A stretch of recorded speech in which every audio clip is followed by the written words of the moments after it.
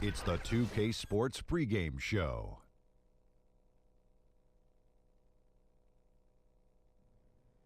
Hello, basketball fans. I'm Ernie Johnson, welcoming you to 2K Sports. I'm here with Kenny the Jet Smith and Shaquille O'Neal.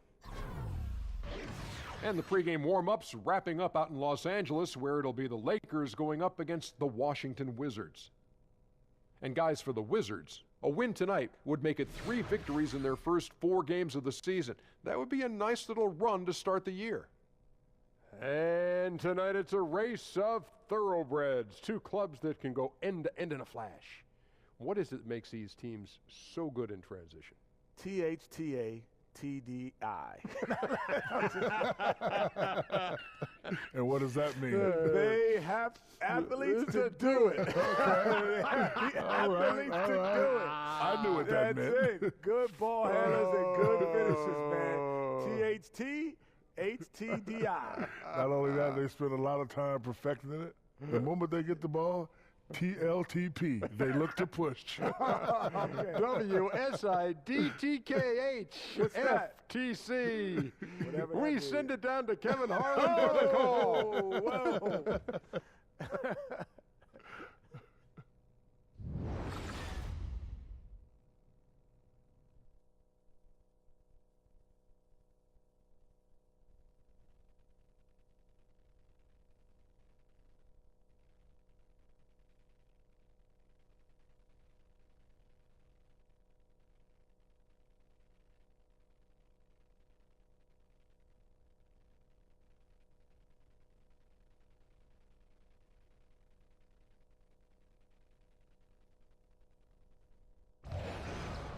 It's Wednesday Night Basketball, live on 2K Sports.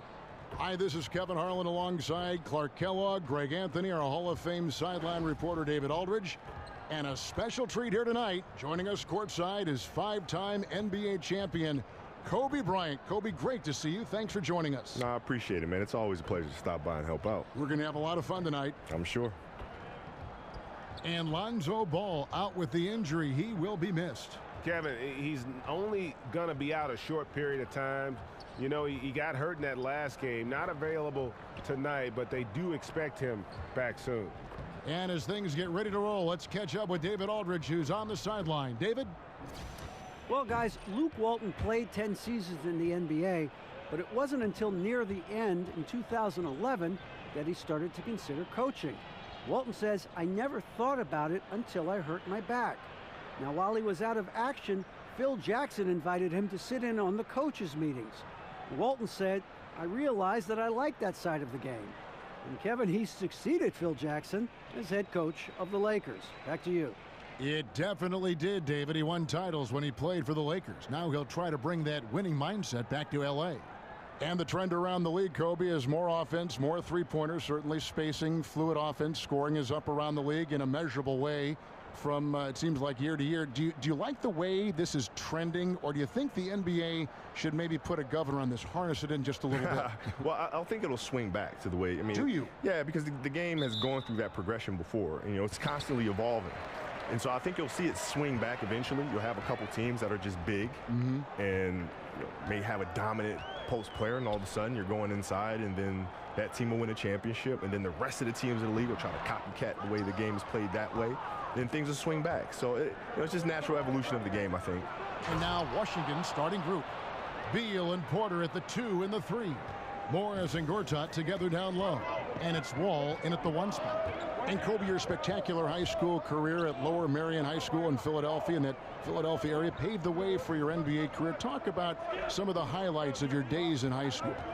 Well, my days in high school were they were fun. I mean, I played at a small high school called Lower Merion High School, so not too many people heard of it. You know, when you come to Philadelphia, the schools that you hear of are Overbrook, where Wilt Chamberlain went to school, Bartram, right, where Earl the Pearl Monroe went to school, right? But you never heard of little old Lower Merion High School, right? So it was a huge honor to be able to bring a state championship to Lower Merion and kind of put Lower Merion on the map, and that's the most exciting part about it. Oh, a terrific story indeed. A huge honor, I'm sure. Take a break. Take a break. 2 shots.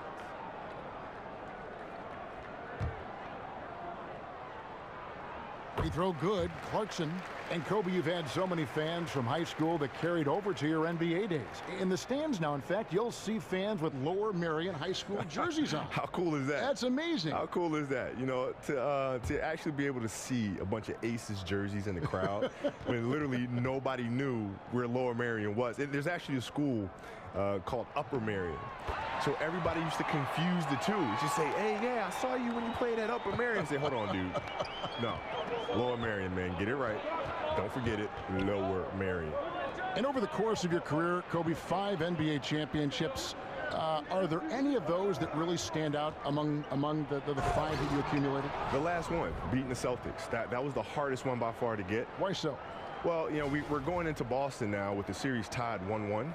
And Boston is absolutely excited about having this split and going home now and having 3 games at home, thinking that the series was not going to come back to L.A. And so that was an interesting playing fight for us, and then to go out and get the very next game, just to go down 3-2, coming back to L.A., and then to finally pull out that series after being down 15 in the 4th quarter against the Celtics. I get it better than that. Back to Gortat. Porter in the corner. Nice ball movement by Washington. 6 to shoot, and finished off by Porter. Oh, fellas, that was a vicious 2-hand monster slam. Guys, I don't think there was anyone who could have stopped him on that one.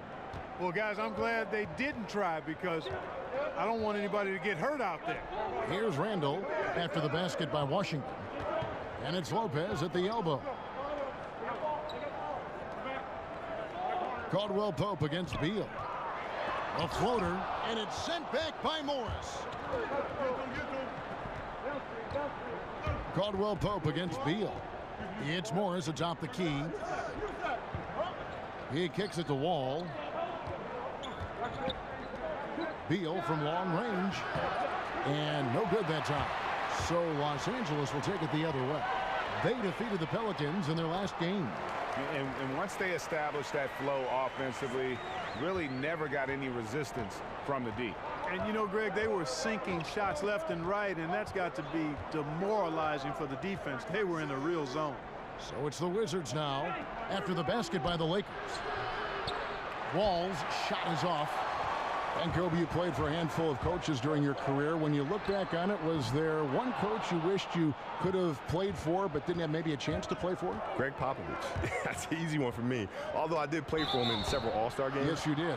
And one particular All-Star game in practice, he came up to me and said, okay, do you want me to just kind of go through like a whatever practice, or do you want me to do the real thing? I said, Pop, you got to do the real thing, because I've been dying to see what really goes on inside these Spurs practices. Oh, so my gosh, you got to give us a real practice, man. Yeah. And he did. And Tim just kind of looked at me and was like, dude, seriously. What are you doing? Come on, you're killing me. So what was it, Popovich practice like for you, and how did you try to set the tone? It was high energy, and we moved from drill to drill, and it involved a lot of passing and moving and spacing. And so all of the shooting, it wasn't any individual shooting. You know, all the individual shooting took place within a 5-man offensive structure, of ball movement, of passing and cutting, and all of a sudden your shot comes here in the corner, and then you slide up to the next line, and you dribble, penetrate, and kick it, and then you slide to the next line, dribble, penetrate, kick. Right? So it involved constant movement. We were constantly training and conditioning the body that you're not just going to pass and stand and be a participant, right? You're going to be involved into that, in the action, not going to be a passive participant. Kobe, LeBron said he learned so much about how to approach the game when you shared the floor on Team USA. What was it like playing with a guy like him, because you also played with Jordan, and then going up against him all those years? Well, I think it was a shocking experience for them, because I don't think they realized how much I talk trash. So, no, yeah, what? I don't think they knew, because, when you from a distance, you say, Kobe, we thought you were really quiet and all some stuff, and you get to practice, and I just don't shut up. And I'm just saying really brutal things about their game. And it's just, they're getting really ticked off. But yeah, then, because you were right. Yeah, but then the intensity of practice goes up another level. And then we'd all go out to dinner, and then the next morning, we come into the meeting, and I've already been working out for 2 hours. And so then they see that. And then, D-Wade would come up and say, hey, man, I want to join you in the workout. What time are we going? 5 a.m. I could be down there working out. Then Brian said, I want to come too. Then Brian would show up, and then Melo would show up. And all slowly but surely, we have our whole USA team in the gym at 5 o'clock in the morning training. What a constructive time out with that. For those other players. But it was fun for all of us, because we got a chance to hang around each other and think about the competition, right? So now when we come back to the NBA, fans are getting a better product, right? Because we've all been working out and pushing each other and getting better off of each other. So now when we step on the court to compete against each other, that means we have to take our games to another level. That's a great story. Yeah. That's a great story. Now here's Randall following the miss by John Wall. Ingram with it. A 23-point game for him in the win against New Orleans. And made a big mark at the free throw line as well. He got himself to the strike a lot and cashed in when he had his chances. In competition, once again, Kobe, the thing that drives you so much, even on the practice floor, you and Jordan were so much alike in that regard. Is it important to go with your teammates and challenge them in those practices that you recall? You have to challenge them, because if you don't, then they become conditioned to not have those challenges every day, right? So if you come off of a night where you have a back-to-back, for example, and you have a practice the next morning, it's our responsibility to step into that practice and challenge them as if it was the game that we just played the night before. Right? Because if you do not, then you don't have that competitive spirit day in and day out, where then you feel like you can take games off, because you can take practices off, because you just don't have it in practice. Right? So it's our job to bring that every single day, so that competing just becomes a habit thing. And you learn about their mental endurance, their physical endurance during those practices. Well, yeah, well, you challenge them to learn about themselves, right? You challenge them to think about themselves. Can I push a little extra? I'm going to have to, because he's driving me like crazy. And if, you know, if I don't meet that challenge, I'm going to have to hear his mouth all practice long. I'm going to have to hear his mouth on the plane. I'm going to have to hear his mouth on the bus. I'm going to have to hear his mouth in the locker room. Yeah. And I'd rather just compete. The first free throw is good. Kobe, I'm assuming that you've had teammates come back later and say, Kobe, you made me a better player. Yeah, well, the thing is, when we're playing together, they don't like it very much, because I'm always challenging them. But then at the end, like, even to this day, we're all very close. We're all great friends, because they knew what I was trying to do was trying to push them to be the best version of themselves. He hits both from the stripe. Well, Kobe, you look at all the former Defensive Player of the Year, and they're almost always big men. You were a 9-time first-team all-defensive selection in the NBA. Do you think guards sometimes get overlooked at the impact they have in a game and a play? Yeah, they definitely do. All the time, huh? I think the bigs have a huge responsibility in protecting the rim. And those things are very easy to measure. Right, block shots, blocks, and exactly, rebounding, altering shots or defensive rebounds. For guards, it's tougher. But still in all, there's some guards out there who have done it. You know, Michael and Gary Payton, and Kawhi Leonard. I count him as a guard. They're just phenomenal defensive players. Where does that mindset come from? That defensive mindset when you're an offensive, gifted player like yourself? Well, I think that's a truly competitive person. Some players will call themselves competitive, but you're not truly competitive if you only compete at one end of the floor. That's not what true competitive people do. For a guy like yourself who made an incredible amount of three-point shots during your career, what is it like watching Steph Curry? Just how much has he changed the league? It was always watching the dunks of Jordan. Now we got kids that want to shoot the ball from distance. Yeah. Shooting the ball from distance now has kind of become like a home run in baseball, right? Where it's exciting to watch the ball in flight. I think it's great, because it just adds more love to the game, more things that players could do or kids can do that can't dunk, right? It's like dunking was the thing, right? But now, for kids that can't dunk, there's something else that's fun. There's something else that's entertaining, like shooting threes. Right? So boy, that takes a lot of work. Huh? Yeah, it sure does. I mean, it's a lot of repetition. Hundreds of shots daily. Yeah, and it's a lot of repetition. I mean, Steph, you watch him out there playing and making all these shots. He's put in hours and hours and hours of hard work and continues to do so. And that drops, so they now lead by 1. With that three-point shooting on the rise, Kobe, if you were coming into the league right now, would you try to lean more in that direction than the incredible acrobat that you were when you were in your prime? It depends who I was playing against. I try to build my game to be able to do all those things. And you could. I mean, you're like one of the few guys that could do it. Yeah, so it just depends on who I was matching up against, which determines then how I would try to punish the defense. I like that word. Yeah. I was trying to think of a softer one. And I was like, punish is a good one. You're honest. Well, you got to play against some great defenders in the NBA, like Draymond Green of Golden State and others. What are some of the things that, I mentioned Draymond Green, that he does as a player that you think separates him from the rest of the defensive guys in the league? He does his research. He does his homework. You can tell. Oh, yeah. I mean, you can tell. When you watch him play, he puts himself in position before the offensive player even attacks. And how does he know that? Because he's watching film. He studies. He knows the player's tendencies.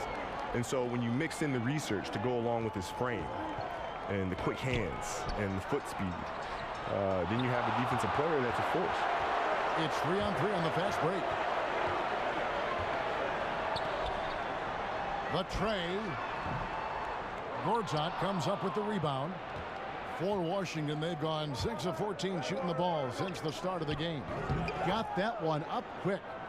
That's now 8 points for Markieff Morris. And after 20 years in the NBA, Kobe, you were able to play with so many teammates. Can you make a...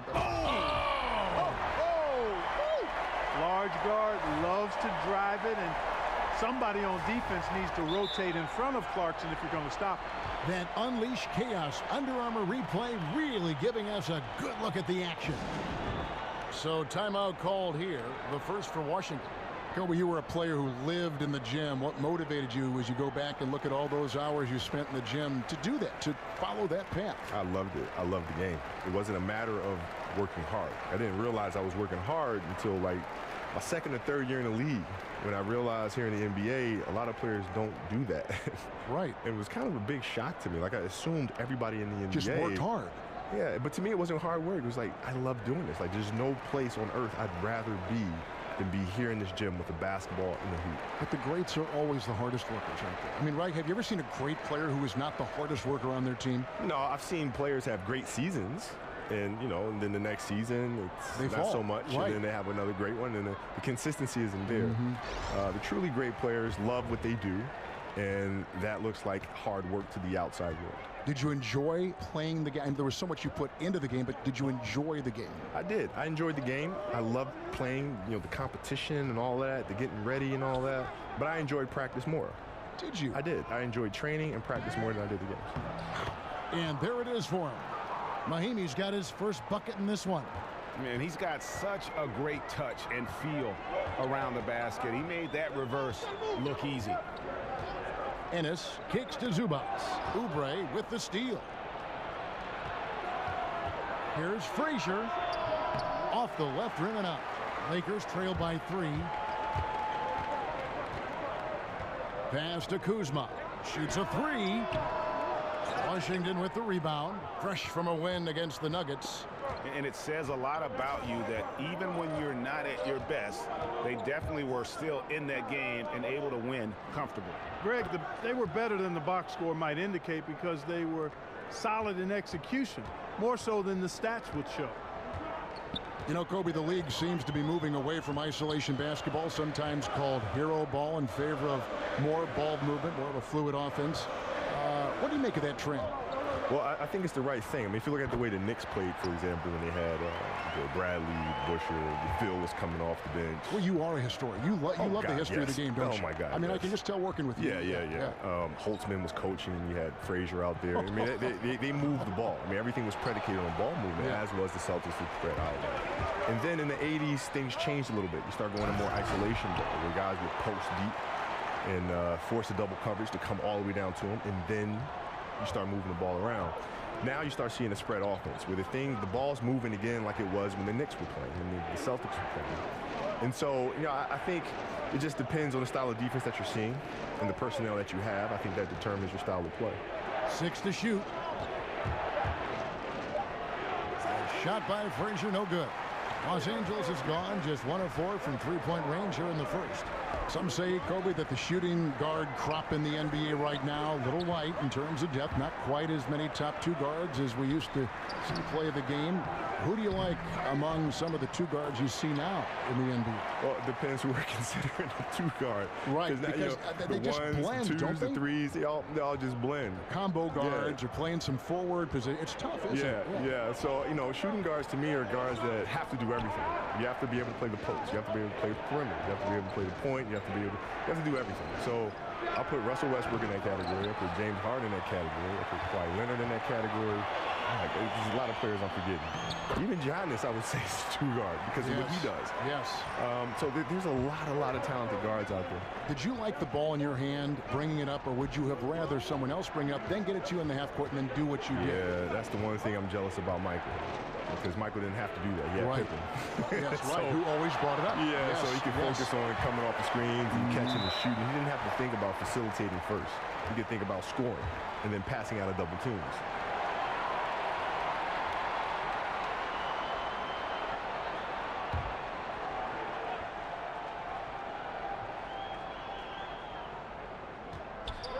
Washington on D, trailing by 2. Nance against Scott. And Nance kicks to Ennis. 4 on the shot clock. With a floater, and the layup is up and in. And the Lakers lead by 4. And not hard to see why they are giving up points on this run. Just too many good looks from in close. Frazier kicks to Scott. Meeks on the wing. Over Hart. Takes a big height bounce and goes in. The Lakers shooting quite well in these early minutes, 55%. The Lakers have had 2 chances at the line already, making them both. And they were 75% from the line a season ago. Now, gentlemen, 2 shots. Roof shots.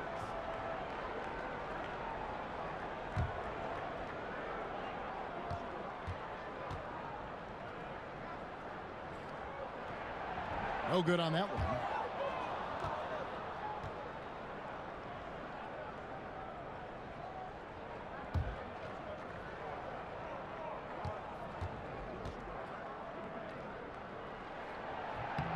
And the second free throw, good. 32 seconds left in the first quarter. To the paint, here's Mahinmi. And it's Mahinmi finishing it off. You know, flying high and throwing it down with the one-hander. One of his favorite moves right there, guys. Does it as well as anybody, fellas. Tremendous skill while in the air. And it's going to be 2 free throws. Drew contact on the shot. And I like the fact that the defense is looking to protect the rim at all costs. Definitely saved a layup with that foul, and he'll make him earn them from the line, and that's what you want to see. Lakers shooting their 5th and 6th free throws of the game.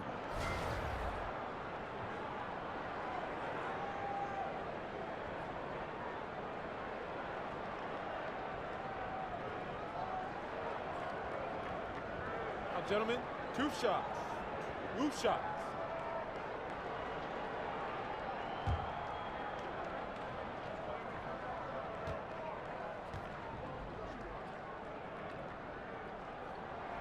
He misses the free throw.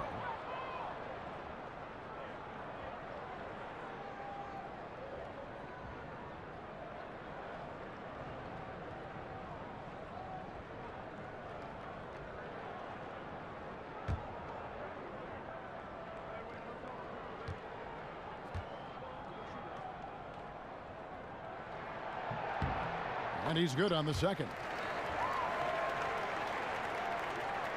Washington trailing. It's Scott on the wing, covered by Nance. And so it's going to be a 3-second violation out there on the defense. For Washington, they have shot 80% from the line tonight, going 4 of 5 so far.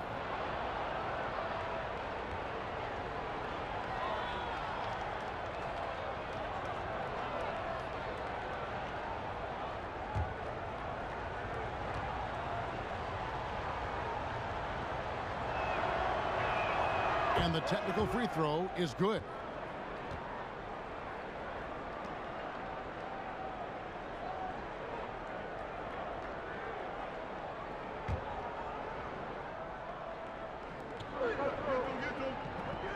Frazier outside.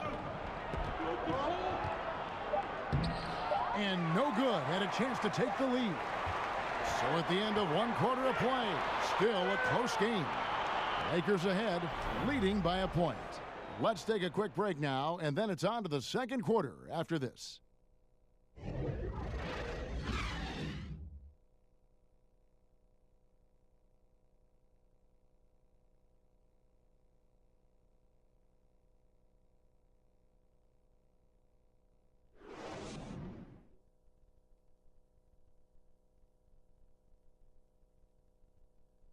And John Wall spoke prior to the game. He talked about the identity of the Wizards team.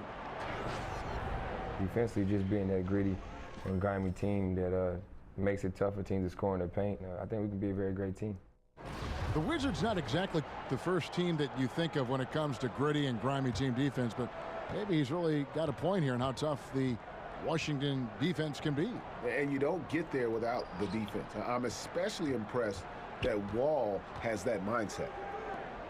Well, up to this point, a closely contested game as we start the second quarter. And look at how the hustle game has been going for the Lakers. You know, they've done a great job of getting a hand up on shooters.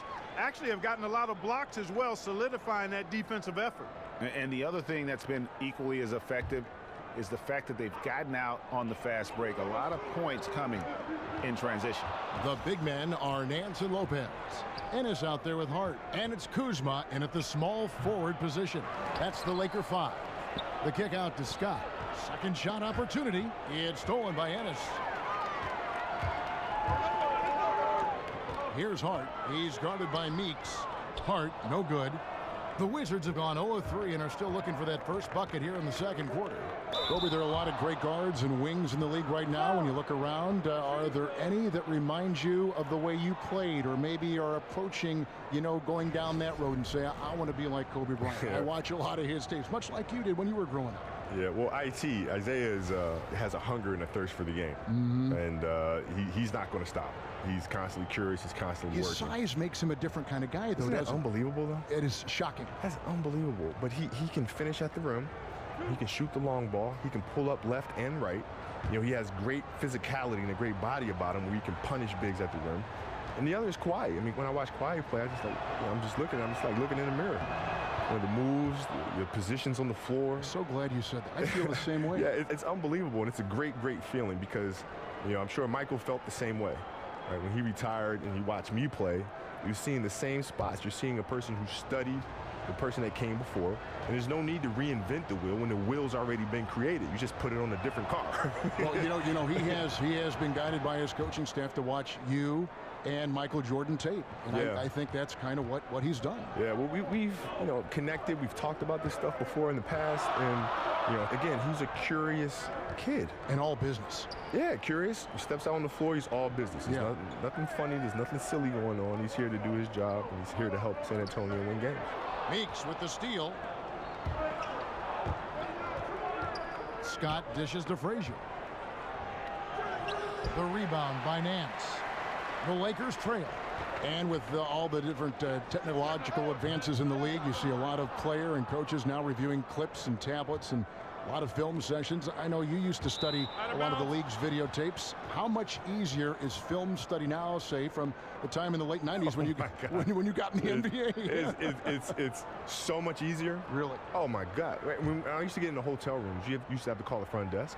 And they used to roll up the TV on the wheels with the VCR with machine. The VCR connected to it, right? And I have to have all of these tapes, and you got to put the tape in, and you got to rewind it, and you got to fast forward it, and you got to rewind it. Yeah.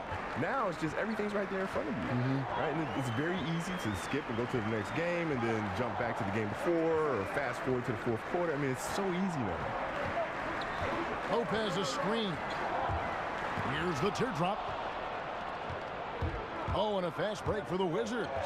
And he's going up for the alley-oop and finished off by Oubre. Oh, phenomenal alley-oop slam there. They are taking advantage of a team that looks lost out there. Well, I tell you what, guys, this is really getting close to being real ugly. Kobe, that fadeaway jump shot here is such a foundational part of your game. What's the key to that particular shot? And who's carrying the torch for that shot now? Well, yeah, the fadeaway is there's different ways to shoot the fadeaway. There's a Kim Olajuwon way of shooting the fadeaway. There's a Michael way of shooting the fadeaway. Oscar used to do it, and I know you. Oscar used to do it quite a bit. So I try to use bits and pieces from each, depending on the defender that I'm facing. But yeah, there's certain players that are carrying that shot now. LeBron shoots the fadeaway quite often, as does KD. He shoots it a lot. Clay will shoot it. You know, Kawhi will shoot it quite a bit off the pull-up jumpers and things of that sort. So there are a lot of players doing it. And Meeks kicks to Frazier. Lopez with the steal. Now here's Ennis. Passes it to Hart. Back to Ennis.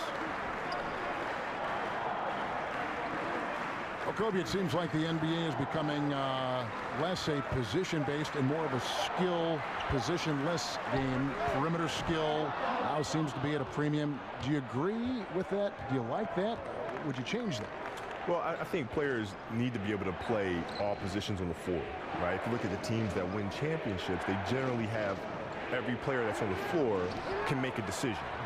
Every player can dribble, every player can pass, every player can shoot, right? There's a reason why San Antonio is always finding themselves there in the end.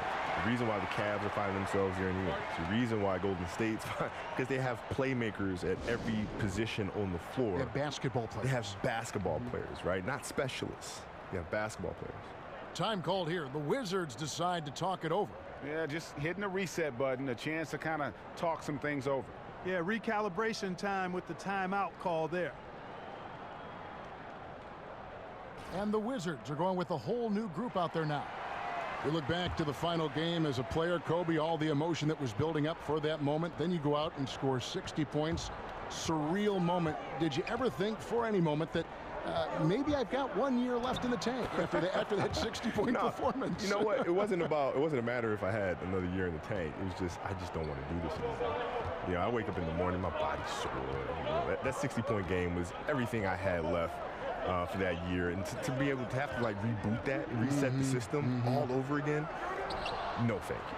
People don't see that side of it, do they? No, they don't. But you know, it's just, nor do we want them to, right? We want them to appreciate being entertained and coming to a game and taking their mind off of whatever it is they want to take their mind off of. It's an opportunity for them to escape. And that's what we provide. So that's completely fine. Lakers trail by 6. Randall kicks to Clarkson.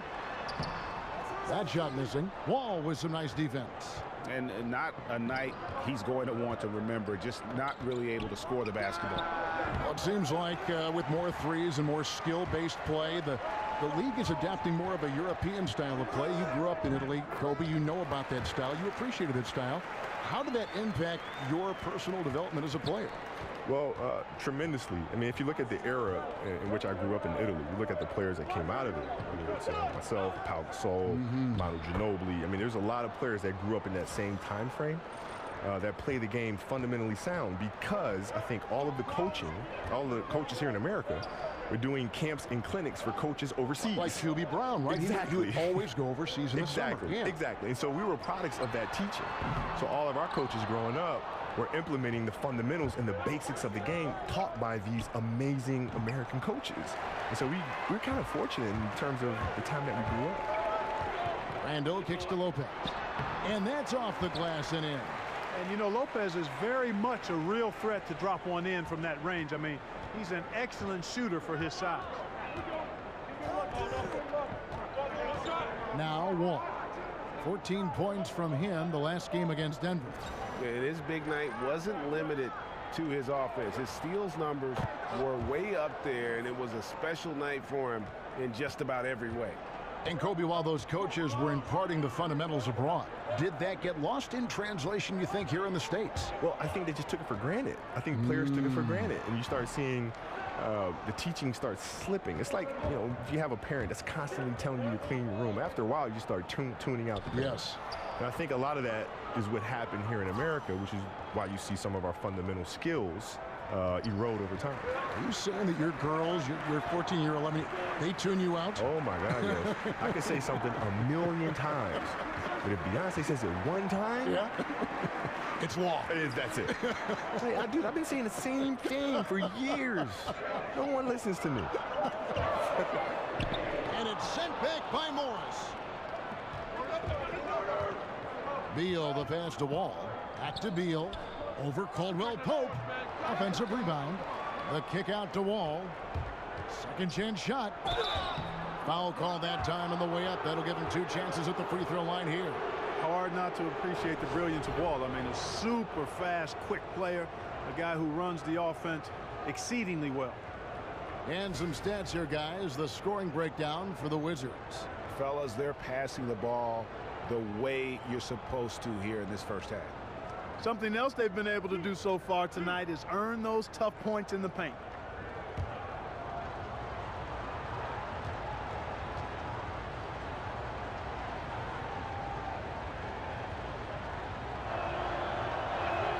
And that one falls for John Wall. No wasted trips at all. They're taking care of business. at the line. One way to protect the lead, knock down those free throws, and 100% free throwing for the quarter, that's superb. Zubac is checked in for Brook Lopez.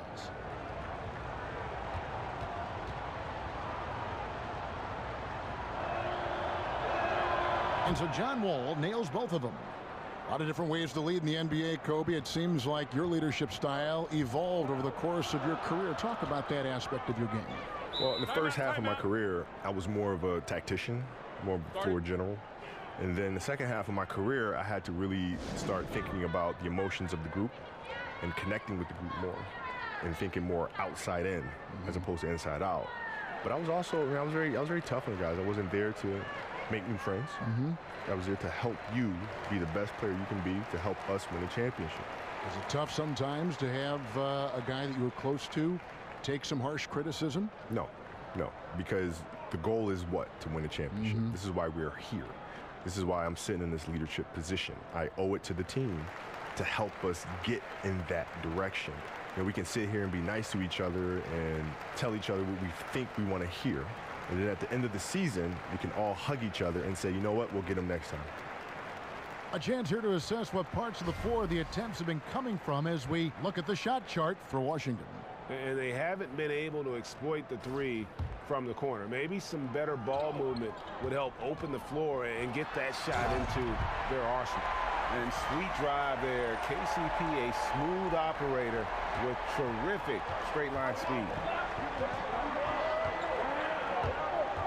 Clarkson against Wall. Now the dish to Gortat. Kobe, a big part of the talent evaluation today is the psychological impact and that aspect, which I think will lead teams toward one prospect over another. If you were looking for personality traits in players and you were making that decision for a team, what trait would you value the most in a player? About curiosity. Without a shadow of a doubt, it's curiosity. Why so? Because curious people will always ask why things work or don't work. You are a big why asker. You have to, because that's the only reason you win, is when you can figure out why things happen or didn't happen. Right? If you lose a game, a curious person won't point the finger. A curious person will say, well, why did we lose? You know, instead of just saying them, right. They're going to go back and check the film and ask questions. Okay, why did we mess up there? Why did we blow that coverage there?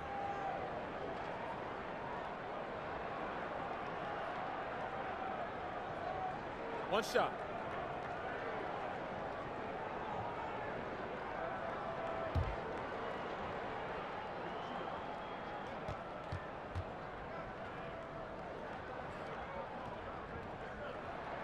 Free throw good. Clarkson. And Kobe, something that has changed in the NBA over the course of your career is the role of the power forward, the four. More and more you need to be able to stretch the floor, take your guy outside, shoot the three. Do you feel that that's a trend, or is that something you think that is here to stay in the NBA? Well, yeah, I think things will evolve and things will change. I mean, you start getting power forwards like Tim Duncan and Garnett back in the league, Dirk. All of a sudden, it becomes less and less of a commodity to have smaller fours. Right. Because you're going to need to deal with the Tim Duncans and the Garnetts of the world. So I think it's just a natural evolution thing. Did you, when you had to guard a big like that, ever fear going out and trying to get him on the side or even working him inside the lane where he would have more power, more advantage? No, I never worried about it too much. What I try to do is I always try to study the film and figure out what their tendencies are, what their sweet spots are, and you just try to get them off of that. It's not necessarily about the size of them, but how do you get yourself in position when you can knock them off balance a little bit and use the lack of size that you have to disorient them. So last season, Kobe, one of the closest MVP races we've had in a long time, came down to Westbrook and Harden. Who did you think was going to win before the results came out, and why? Yeah, I didn't even stop to think about that because they're both like little brothers to me. So even though I could sit there and say, LA okay, kids too. Yeah, I know them both extremely well, and they're both extremely deserving of it. So I refuse to split it. Yeah. They're both my guys. And different kinds of games and both sensational individual players. Yeah, they're just phenomenal. I mean, they can do so many things in the game. And now I think the next progression for them is to be able to dominate the game off the ball just as much as they can dominate on the ball, right? Because in the playoffs, the defense has a hard time finding them.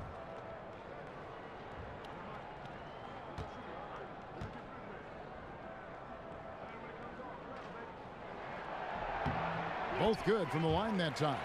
And to have the ball in your hands at all times, always bringing it up. It's exhausting, though, right? That's what they say. But now, for you, the defense sees you, right? Yeah. So if you're handling the ball, the defense has eyes on you at all times. You're here. You're right in front of the defense. When you don't have the ball, you're moving behind them. Curry moves behind. He'll bring it up, pass it, and now he's running off the screens behind the defense, right? And it's hard to find him. Rip Hamilton the same way. Rip Hamilton the same way. I know. Jordan, flare picks, down screens, slicing into the post, right? Coming up to the pinch post. All those operational things take place behind the view of the defense.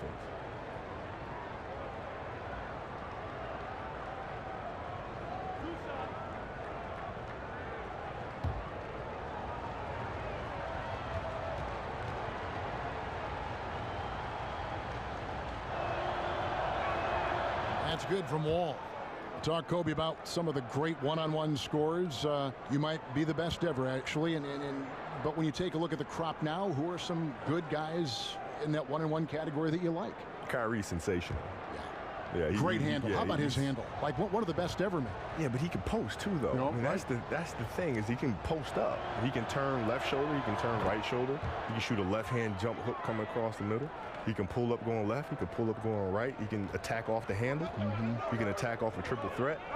You know, he's built the game without any weaknesses. I think most players, should be thankful that he's not 6'6".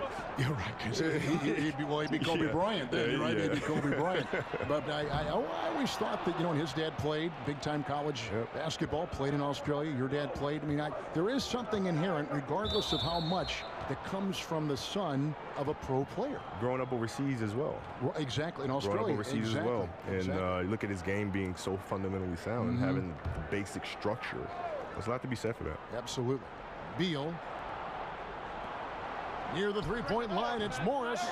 Kobe, you played in a big market like Los Angeles, one of the biggest in the world, but many are saying that market size matters less and less into the future of the NBA. Do you agree with that? Well, in a certain aspect, yes, because of the digital age that we live in. I mean, the world is considerably smaller. You have access to market at the touch of a button. So we see Milwaukee Bucks highlights with Antetokounmpo as much as we would see a Kobe Bryant highlight with Los Angeles. Absolutely. But still, fundamentally, to play in a market like Los Angeles, Los Angeles being the entertainment capital of the world, New York being the great market as well, it's hard to top those no matter how digitally enhanced our society becomes. And at the offensive end, Gortat probably doesn't get his due. He's got a lot of moves, and he can finish with either hand. And his work on the offensive glass is more than capable.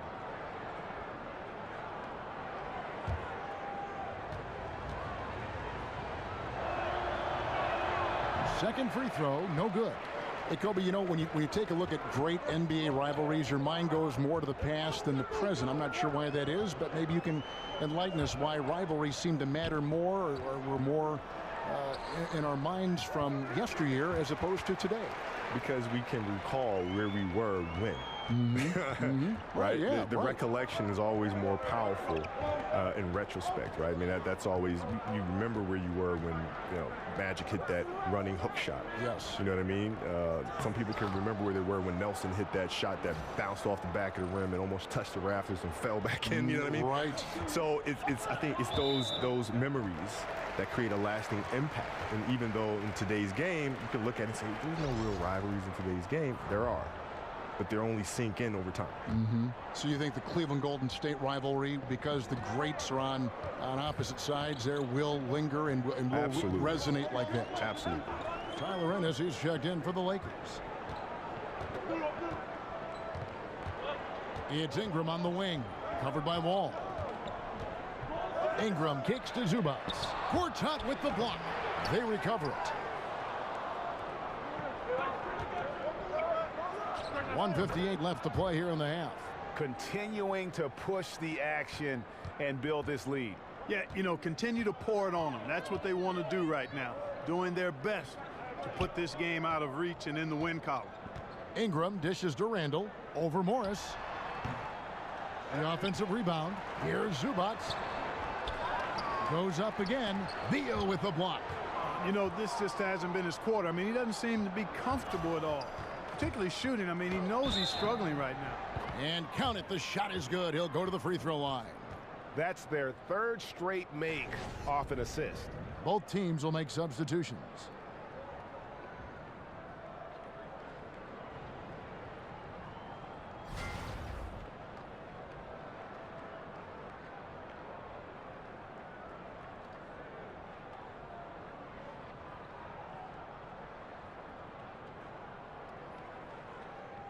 One shot, mind the lanes.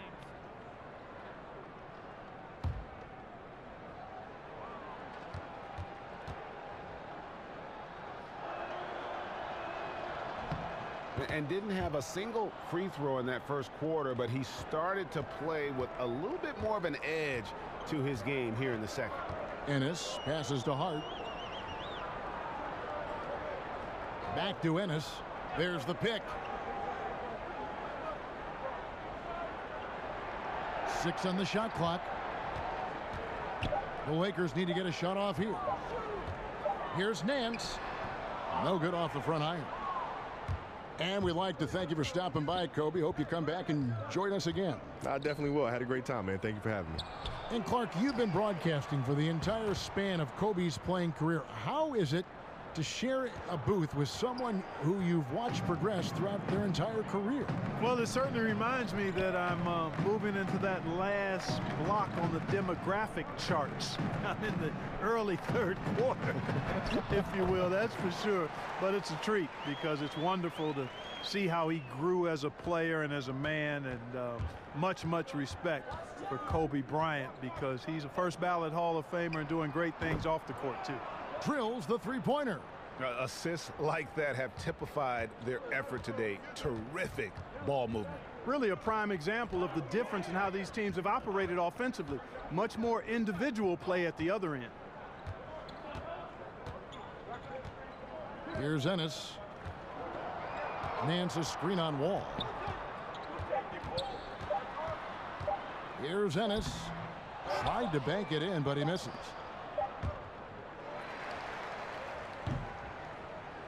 John Wall getting it done for Washington. He comes away with 11 points in the quarter and is showing no signs of fatigue. It's time now to go courtside as we send you over to David Aldridge from the sideline. David, take it away. Bradley, a strong first half for you and the team. It looked like you guys really were ready to play. Was that something Coach emphasized? Yeah, most definitely.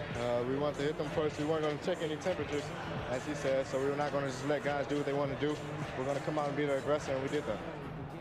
Obviously have to maintain that in the second half. Thanks for your time. Back to you, Kevin.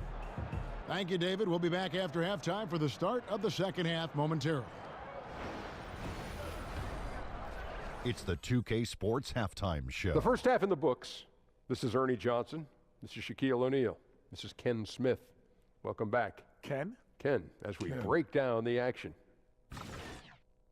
A pretty close game for the Wizards throughout the first quarter. Their largest deficit of the period was just 4 points. They were right there within shouting distance the entire time. They just exploded in the second quarter, grabbing the momentum and running with it. Basket after basket, and they played stingy defense. Now they've got a halftime lead that's going to be very difficult to erase. And let's get your thoughts, Kenny, on the Wizards. well, how about their ball movement? That was a true definition of team basketball. All 5 guys moving, all guys rotating, everyone touching the ball, a bunch of assists, tons of easy baskets. It gives everyone on the floor confidence when you're playing like that. Shaq, what was your takeaway on the Lakers? Well, Ernie, they had a ton of fouls. Jeez. And the points they gave up at the free throw line added up in a hurry. They got to calm down during the break and play much more control in the second half. And that will wrap up our halftime report, as it's just about time for the start of the second half.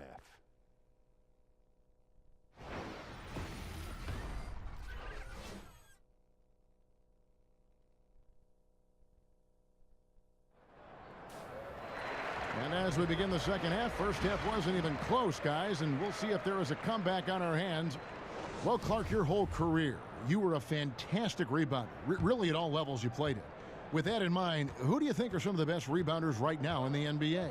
Well, for me, it's all about the consistency of getting rebounds at both ends of the floor, and I tend to lean towards those guys that get a bunch of offensive rebounds. So in that regard, Kevin Love, Hassan Whiteside, Andre Drummond. Those guys are tenacious and highly productive on the offensive board.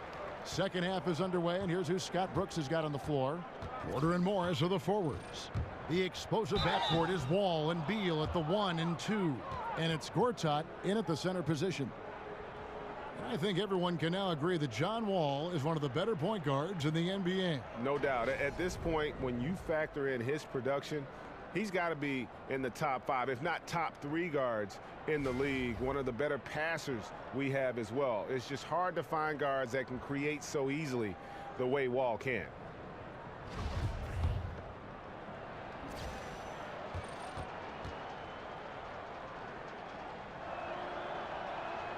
And that one falls for John Wall.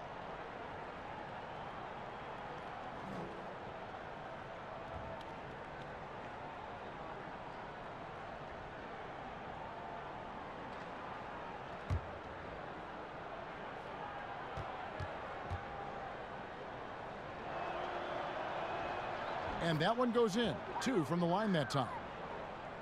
Well, you know, one of the things young teams typically struggle with is defense. I mean, no surprise that the Lakers have struggled in that area. A lot for them to clean up before they can battle with the big boys across the NBA. That shot by Caldwell Pope, no good. Washington leading now by 17. Here's Beal, and a foul called on the shot. Got him on the way up that time, so he'll shoot 2 right here. That one on Caldwell Pope. And Clark, when you take a look at the Lakers' young core, do you see the potential for a top-flight defensive team? Well, I think their talent is more tilted towards the offensive end. Still, I think they can become better by cutting down their mental errors defensively. Take a break. And focusing on the defensive rebounding and getting back in transition. Those things are correctable, and I think the young Lakers will have a chance to improve in those areas.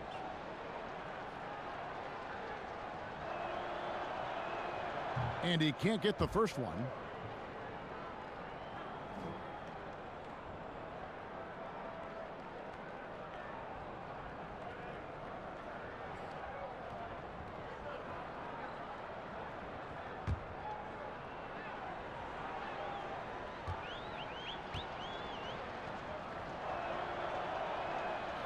No luck that time either. Well, when you look at this Washington team, the strength clearly lies in that backcourt. Wall and Beal, arguably the best backcourt in this league. They are the engine that motors this team with their scoring and playmaking. Ever on the attack. That's just Randall's mindset. Washington leading now by 15. And Wall kicks to Porter.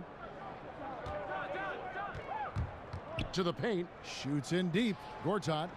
And he floats in for the easy 2. Credit the assist on that one. This Washington backcourt of Wall and Beal. Last season, Greg, they were able to both stay healthy, and Wizards fans finally saw just how potent they both could be. And remember all those rumors how these two couldn't coexist? Well, they sure liked existing together last season. I mean, they really carried this group when it mattered, and both just explosive players who are not only leaders, but they're terrific two-way players for this franchise. Yeah, you know, John Wall is so masterful as a floor general. He's a real maestro out there, terrific at finding the open guy on time and on target. And here's Clarkson, 11 points in the game. Wall with the steal. Here's Porter, and finished off by Porter. And you really got to appreciate Wall. I mean, always surveying the floor. Just wonderful recognition when his teammates are open. Clarkson dishes to Randall. Back to Clarkson. Kick by Randall. Clarkson kicks to Ingram. Randall against Morris. Takes it from 10. 5 on the clock. The shot by Clarkson, no good. Wizards leading by 20. And it's Wall in the corner. And again, Washington with the triple. And beginning to pull away. Really effective play calling halfway through this one. Well, you know, you got to give them credit. I mean, they flipped the switch, and they're not looking back now. Frazier, he's checked in for John Wall. And with the pause here, how about the stats for Bradley Beal? He had a strong showing last season.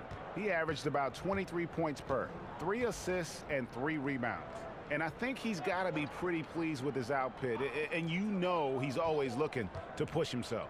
Yeah, you know, really solid numbers across the board here, Greg. I mean, he contributes in a multitude of ways for this club. Here's Clarkson. And again, the Lakers no good. Washington has gone 2 of 2 from long range in the third quarter so far. Here's Porter, and finished off by Porter. And he wanted everybody in the building to feel that ferocity. And we did. Yeah. And we felt it. Even over here, we felt it. It's the best way to do it, as long as you don't get teed up for it. Caldwell Pope passes to Clarkson.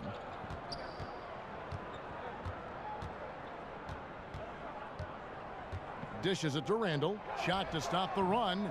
No good. Shot missing. And Washington the other way now. Outside, Beal.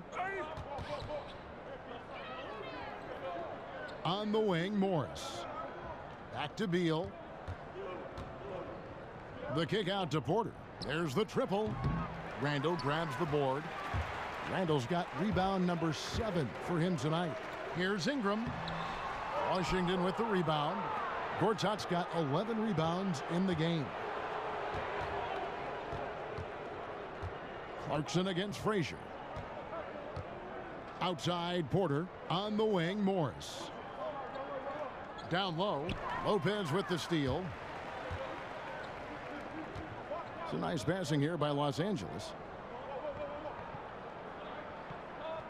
Clarkson against Frazier.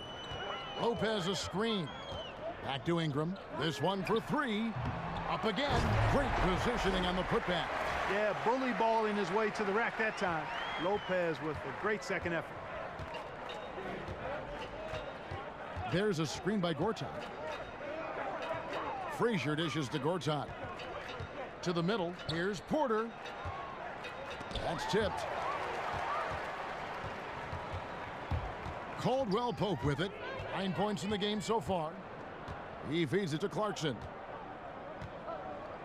Lopez a screen. Off the pick. The rebound by Gortat.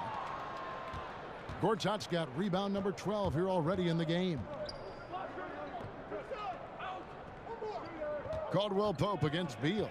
Back to Frazier. Let's go. Misses off the left iron. You just make the assumption that's going down. I mean, an uncontested mid-range jumper, I think he should have buried it, but you know what? He didn't. It happened. Yeah, getting theirs before the defense can set up. Perfect execution. That's how you take advantage of a transition opportunity. And Beal kicks to Frazier. Back to Beal. Fires the 3. Good. Great play set up by Frazier. Frazier's got 3 assists tonight. And you can see the play calling this half. Another one from distance. Well, they're dialed in, locked and loaded from outside the arc. It's all about the triple so far. Timeout called the Lakers. First chance of the season for them to go up against this Wizards team. Yeah, interconference matchup. Two teams that'll see each other only twice on the schedule. Yeah, and Greg, this is a big game for both teams. I mean, they don't see each other often, and you know they both want to get a win in this one. So both teams changing it up here. Now here's Ennis. Frazier covering. Ennis passes to Lopez. Misses from close range. The defense ready for him on that possession. They had to be, because he is so strong in the paint. And the foul on Tyler Ennis. That'll be his second foul of the game. I mean, that's a tough break for the D. I mean, he took the hit and drew the whistle. Yeah, but he was late to get there, Greg, so the referee couldn't give him a free pass on that one. And the Lakers making a change here. Hart's checked in. Meeks dishes to Frazier. Here's Scott. Here's Mahinmi.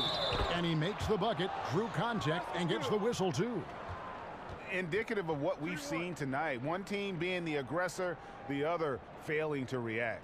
Yeah, and you can tell they feel like they can get inside whenever they want to. I mean, it's been carte blanche, full menu for them, and the defense really not offering any resistance.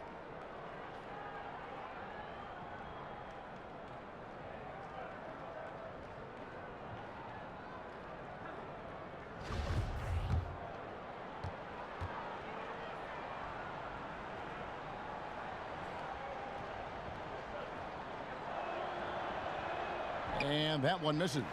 Clark, thinking back to all the players you played with, was there one player who you just instantly clicked with on the floor? Herb Williams was a teammate of mine for 2 years in college at Ohio State, then a couple of years with the Indiana Pacers in my pro career. And he's one of the smartest and best teammates that I ever played with. Had a really good understanding and feel for the game, had a terrific motor, excellent touch, really good athlete for a guy that was 6'11", and is a dear friend. So he was probably my favorite teammate. And, you know, when I went to the Pacers, he had been there the year before and really broke me into the NBA in terms of things that needed to happen off the court to help me be the best I could be. So I'm indebted to Herb for his friendship and his mentorship as I made it from college. Well, actually from high school to college and then from college to the pros. Zubac is checked in for Lopez.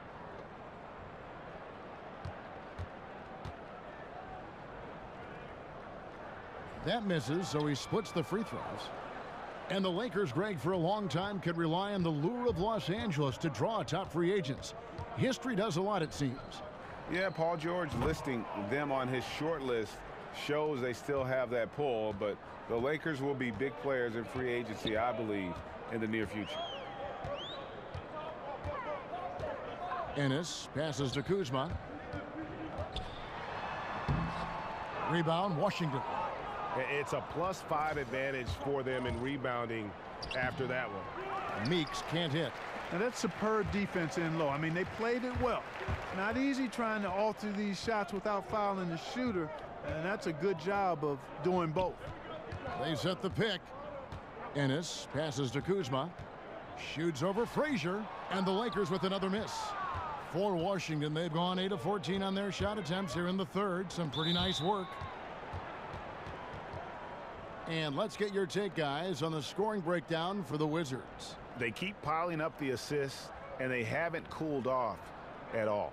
Something we've also seen them doing tonight is getting the long ball to go down. Big points from outside.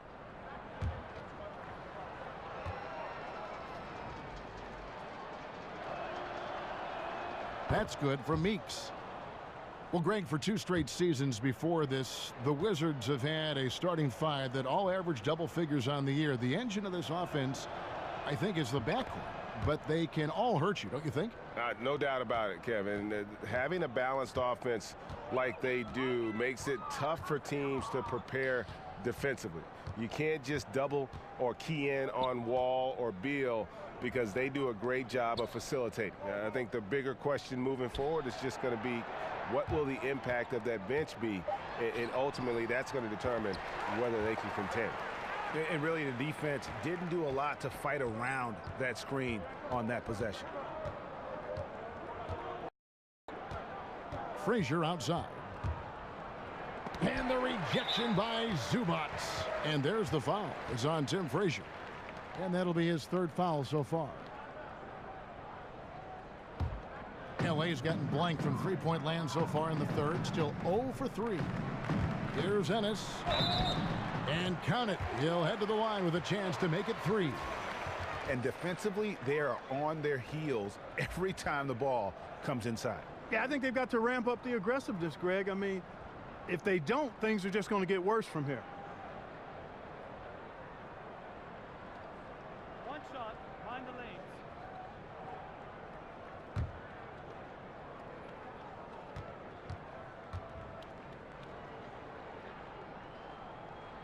On the free throw, no good. Well, the Lakers last season, the worst defensive team in the NBA. Again, offense was a little bit better. Clark, what's the key for them offensively? Well, I think a couple of things. One, ball movement, utilizing everybody. Last season, they were bottom 5 in assists, top 5 in turnovers. And that ratio, those numbers, not conducive to good offense. Timeout called the Lakers. And they're committing an awful lot of fouls here, and not of the good variety. You don't want to give up easy layups, sure, but it's been a non-stop parade to the foul line.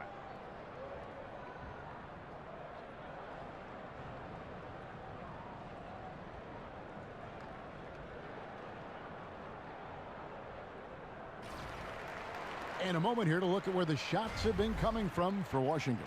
Well, this is what you wanted to see from him. I mean, he's not settling for anything and is going right at the defender, taking the ball to the rim whenever he can. And the attitude he's had on offense is keeping his team flying around, as his energy is contagious out there right now. Nice ball movement here by the Lakers. Zubac kicks to Ennis. Pass to Kuzma. Wide open. The offensive rebound. Here's Zubac. And the rejection by Mahinmi. Just a solid performance on the interior. The rebounding has been off the charts. Yeah, you look across the board, it's actually sizing up, shaping up to be a great game. I mean, strong performances throughout, and they've really been strong on the glass. Ennis passes to Zubac. Here's Kuzma. He tries for three. Rebound by the Wizards. Oubre's got his third rebound tonight. And the stroke definitely lacking confidence this quarter. Nothing on target. Frazier outside.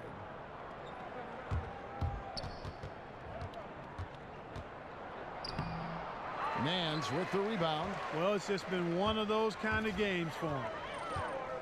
Here's Hart. Not going to go that time. Now Washington takes it the other way. Here's Mahinmi. Good. Great play set up by Frazier. Frazier's got 6 assists here tonight. And not quite as aggressive from outside as they were in the first half. Sticking to the high percentage shots, playing smart with the lead. Ennis kicks to Zubac. To the paint, and stolen by Scott. Here's Meeks. Oh, and it looks like that's going to be a goaltending call. Yep, that's it. So they'll get the basket. Just barely too late, and catches it on the way down. He's already in the air there, committed, so can't fault him for going for the block. And Washington making a change here. Wall's checked in. LA has gotten off to a very slow start from three-point range in the second half. They're 0 for 4. And the pass to Zubac. Here's Hart. He's guarded by Meeks. Hart the pass to Nance. The timely screen gave him a step, and he took it all the way. Nance has got his second bucket. Now, how about how he sets his man up there, runs him right into the screen, and then gets the basket. Now the feed to Meeks. Back to Wall. Puts it up from 15. That misses off the backboard. And Los Angeles guys shooting 35% or so in the third quarter. Whatever they're trying is not working. Lets it go from deep. Gets the three-pointer to fall. Kuzma's got 4 this quarter.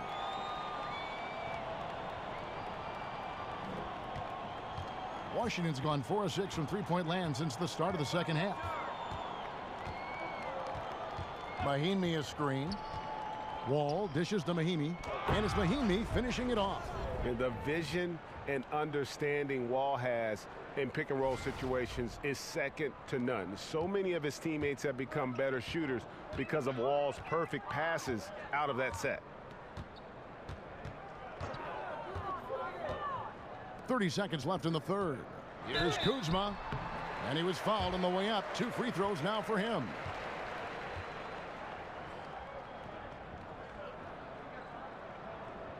For Los Angeles, they have made 8 of their 12 free throws in this game. 2.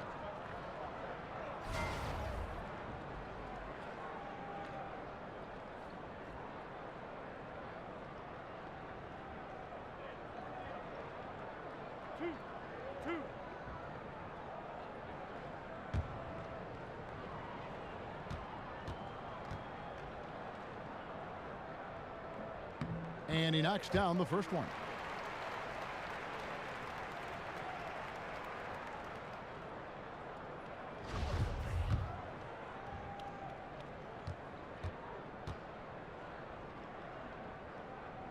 No good on the second free throw. He's done a much better job of getting to the line here. Aggressively taking it inside and not shying away from contact. I thought he was settling a bit in the first. Oubre pulls it in. Oubre's got his 5th rebound right now in the game. Outside, Wall. And so it's Washington with a massive lead of 30 points here at the end of the quarter. From the field, they have been outstanding, amazing shooting. That's what has them headed to a blowout. We've got more in store for you right after this.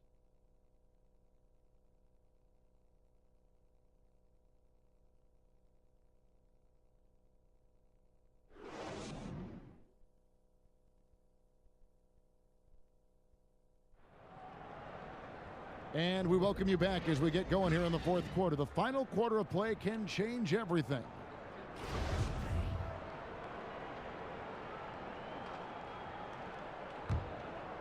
Here's Ennis. And Clark, we saw this a bit last season. When a team is up and it's garbage time, are there unwritten rules as far as shooting or scoring go? Yeah, I think you always want to play within the spirit of the game, the spirit of the rules, the respect of the game, and the respect of your opponent. So to me, that should be, you try to always do what's right and just and fair at all times. And late game situations create an environment where you want to always take the high road and play the game with a honoring attitude towards your opponents and the game. Okay, now let's reset our lineups courtesy of Gatorade, all fueled up and ready to go for this fourth quarter. Taking a look at Los Angeles, they've got Bryant. Corey Brewer is out there with Ennis. Then it's Dang, and it's Kuzma in at the 4 spot. Take a break. 2 shots.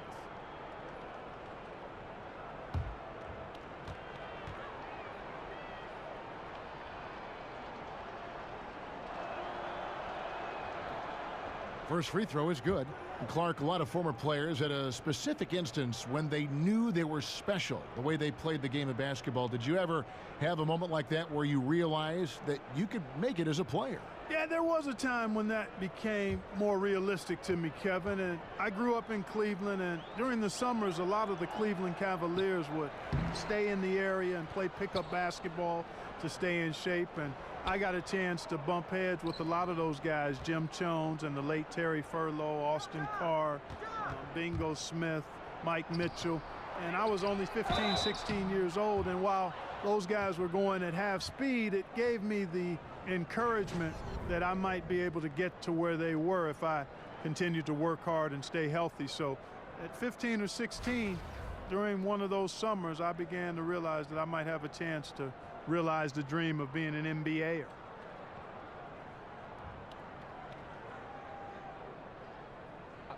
Two shots.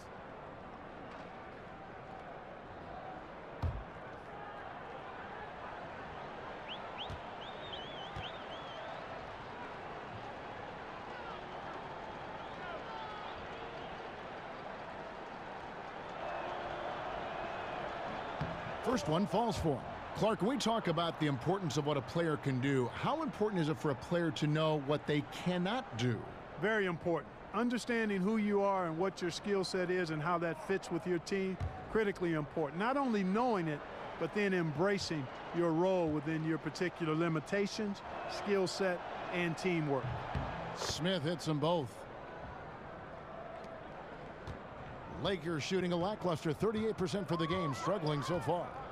On the wing, Brewer. Outside, Bryant. Over Smith. And it's Bryant missing. They've shown some strength in the paint today. Their work on the boards has been impressive. Guys, that's putting it mildly. I mean, they've been absolutely dominant. Smith's shot is good. They're finding lanes to the hoop now with consistency. 5 buckets in a row from the paint. And on the flip side, Greg, the defenders have to show more fight on the interior. They've got to offer more resistance here. Brewer's shot is off.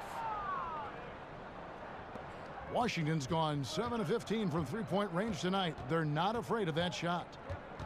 And Satoransky kicks to McCullough. Outside, Scott to the left side wing. Clock at 4. From deep, Wall, and it's Dang with the rebound. And here is Los Angeles now. They'll be playing host to Toronto for the next one. That game will conclude a 3-game homestand. Softly drops in the floater. He knew what he wanted to do all along. The teardrop Wizards have gone 1 of 3 from the field to start the fourth quarter. Outside, Wall. He dishes it to Smith. And that comes off the assist by John Wall. Smith's got 6 in the quarter. Well, check out that assist. That's a pair of teammates that are clearly on the same page. Deng kicks to Brewer. Lakers working the ball around now. And stolen by Scott. In transition, here come the Wizards. No good off the back of the rim. They've been a little too casual with the ball out there. Yeah, but you can't force that square peg into the round hole. Oftentimes, you just got to make that first simple pass and get a rhythm from that. Scott pulls it in. The Wizards have gone 2 for 5 on field goal attempts in the fourth quarter. Out to the right wing. More and more we see coaches resting players to keep them from getting overworked. The benefits, Clark, are clear for the players, but is it something that is getting overused? I don't know if overused is the right word, Kevin. I don't like to see it as much because I think there are other ways you can rest players. Games can be part of your strategy, but how about practices being more a part of how you rest players? It got an awful lot of attention this past season, and for good reason. And I would think the coaches and players will adjust because it's not a good for your viewing public and your paying patrons to just arbitrarily do it. I understand it, but I think there's a balancing act that could be performed that would make it not appear as disruptive to the fans as it was this past season. The shot by Satoransky, no good. And you don't want to give up that kind of look too often. Offensive rebound. Foul call that time on the way up. That'll give him 2 chances at the free throw line here. And Deng brings a lot to the table. I mean, a terrific defender, and he's very reliable as a scorer at all 3 levels.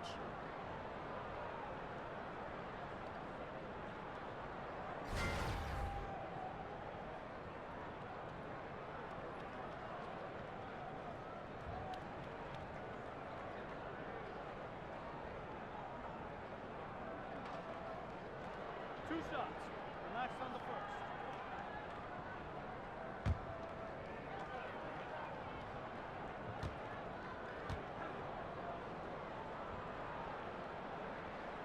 And the first one drops. And the NBA has a concerted effort to lower the amount of back-to-back games for the players. Clark, should they stretch out the season even further? No, the ideal solution, Kevin, would be to reduce the number of games, to cut a month off the season. That would be the way to get to where we need to get to. The season should be 66 to 70 games. It should be spaced out over a 6-month period. And if you cut 12 to 16 games, then you would be able to actually get fewer number of back-to-back. Stretching the season out longer, to me, is not the answer. Reducing the number of games would be the best way to get to the solution. But that toothpaste is out of the tube, and I don't know if we can ever get it back in. Agreed. Another shot. That's short off the rim. Los Angeles has gotten off to an 0 for 2 start from downtown here in the fourth quarter. Here's Brewer. Beal pulls it in. Beal's got his 3rd rebound on the night. Washington's gone outside a lot tonight. 17 times, in fact. 7 of 17. Well, the commissioner recently said the NBA will review, Clark, the one-and-done rule for college players. Any idea how that will change, if it will at all? You know what? I'm not sure, Kevin. Quite honestly, when this rule was instituted about 10 years ago now, 10 or 11 years ago, I thought it would be good. I felt 1 year of college, if a guy was fully invested in that experience, would be better than no years. But I also understand college is not for everybody. And I'm actually of the mindset now that you should be allowed to leave right out of high school if you so choose. But if you do go to college, I would like there be a rule in place that there's a commitment to 2 years. I just think that would benefit all involved. The players, the universities, and I think the NBA would get a more mature and an NBA-ready prospect. That being said, I think we're going to end up, you know, kind of where we are right now. I don't know if anything is going to change in the near future. And you could argue Bradley Beal was one of the bigger all-star snubs from last season. It's great to see what he can do when finally healthy, and has always been a dangerous scorer when he's at 100%. Count that one. And just enough wiggle room to get off his shot. Yeah, I like the quick release, Greg. He does a nice job getting it up quickly, especially when he's facing a bigger defender. Beal on the double team. Here's Lopez. And again, the Lakers no good. And with Beal, and Greg, you brought this up with his health because he hadn't been able really to play a full slate of games in his first 4 years in the NBA. Yeah, and credit him for dedicating his efforts to improve his health. I mean, was a time when you thought injuries would maybe limit his career, but when he's on the court, he is one of the best we have at that off-guard position, and he's only going to get better. Just 5 on the clock. Hits from the high post.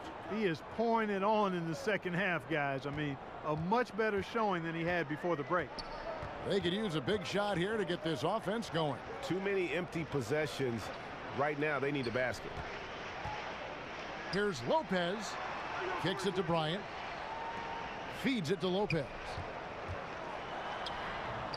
Smith with some nice D. That's what we're talking about in terms of the activity level defensively. You got to protect the rim. Textbook defense all around. Nice job at contesting the shot without fouling, and that's how you do it. Well done. Now, here's Clarkson. Defense is right there. Deng kicks to Clarkson. And the rejection by Smith. Stolen by Clarkson.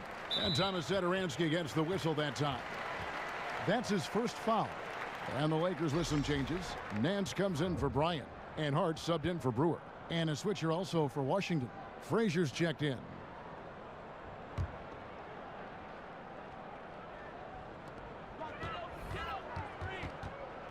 Here's Hart. He's covered by Beal. Hart the pass to Clarkson. Lopez a screen on Frazier. Here's Clarkson. Los Angeles with another miss. Washington's gotten off to an 0 for 2 start from downtown here in the fourth quarter. Oh, and the dunk by Beal. And when the score is as lopsided as it is, and you can see they smell blood in the water, my man is going for the jugular. Well, he only plays one way, and that's full throttle, all day, all the time, cold-blooded and lethal. The wide open look here for Lopez. Lands soft on the front of the rim and drops. Lopez is really dangerous as a shooter if you give him space to catch and then shoot. Smith left side. It's stolen by Deng. And pushing it up. Here's Los Angeles. Shrugs off the contact and dunks it. He'll go to the free throw line. And guys got careless with the ball there, and the turnover leads to the big stuff. Once he came up right with the steal, he went straight on the attack. That's exactly the way to do it too, Kevin. Go hard to the bucket and don't let them set up the defense. Kelly Oubre's checked in for Washington. Jody Meeks comes in for Beal.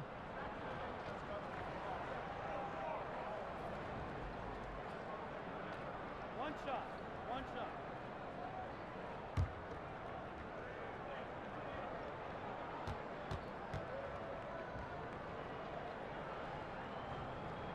And that one misses.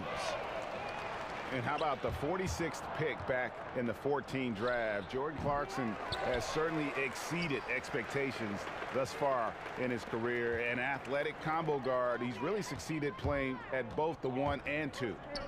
From 12 feet out, they get the rebound. Lopez. And he got the whistle, so he'll have a three-point play opportunity. The big fella, Lopez, able to weather the hit and make it happen. Boy, I tell you, one of the most accomplished and effective post scorers in the league is Brook Lopez. I mean, this guy gets it done in there. He's got size, footwork, and the silky smooth touch to get it done in a big way on the low block. One shot.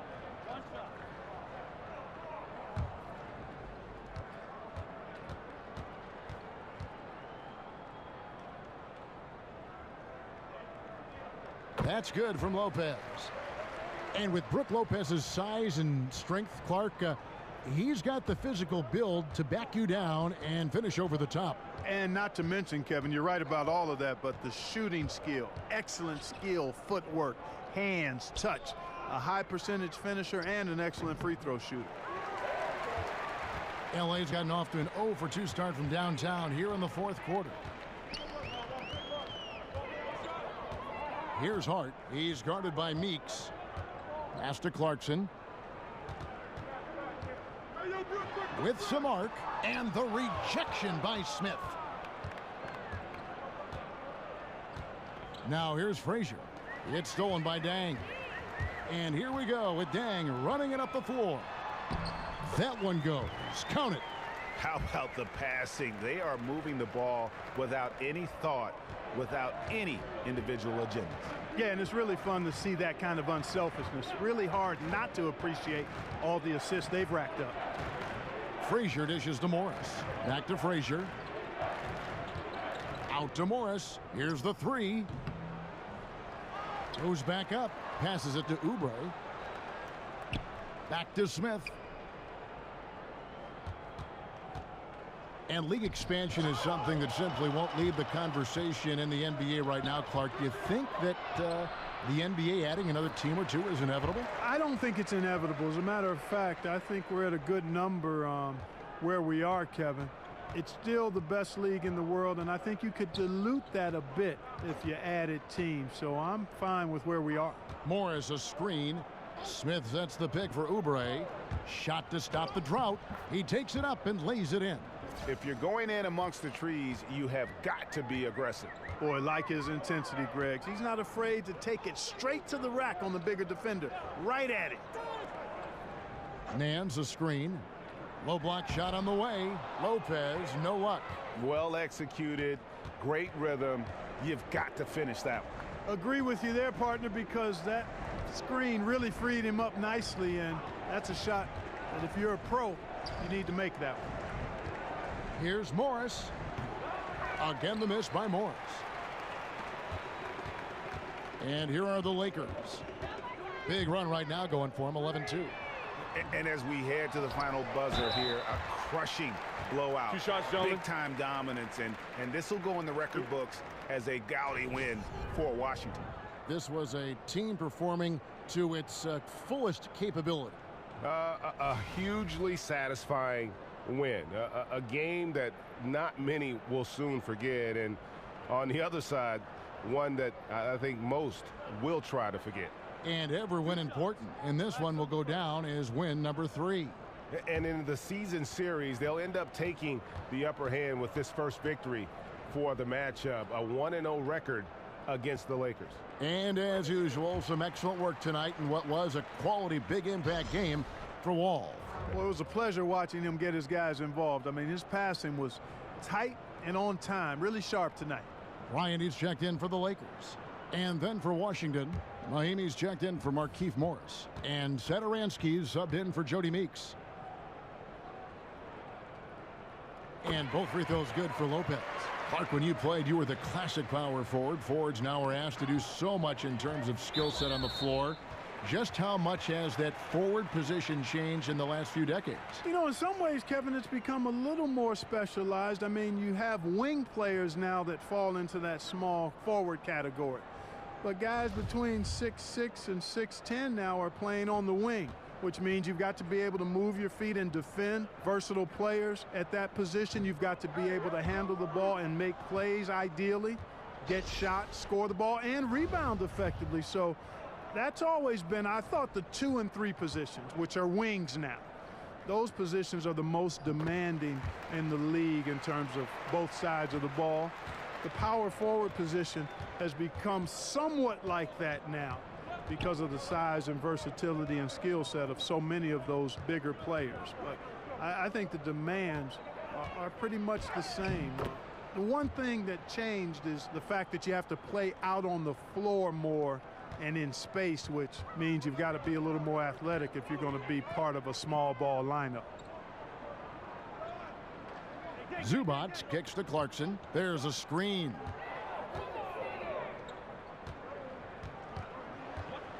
High arcing shot.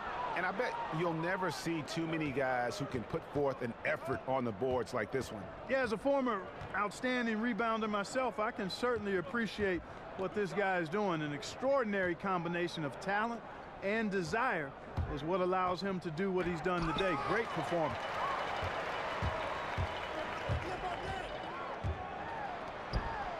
And there's Bryant. That's good on the assist by Dang. And a good example there of why it's important to change ends quickly. Vitally important. I mean, if you relax for a second, you're cooked. You're toast. They learned that lesson there. Frazier outside.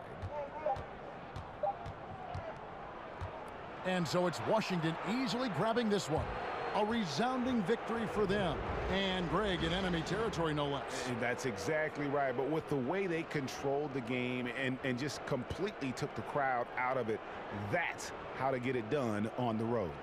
And now we'll send it over to David Aldridge, who is standing by courtside. David. Thanks very much, Martian. Some impressive numbers for you on the boards. Not all about stats, but what does that do for this team? Well, the most important thing for me as a big man is, get those rebounds. And I feel like that's my responsibility. So I'm just trying to get as many as I can. Well, you got a whole lot tonight, March. Thanks. Back to you, Kevin. David, thank you as always. Well, folks, that's going to do it for now. For Greg Anthony, Clark Kellogg, and David Aldridge, this is Kevin Harlan. Thanks for watching the NBA on 2K Sports. We'll see you next time. Have a great evening.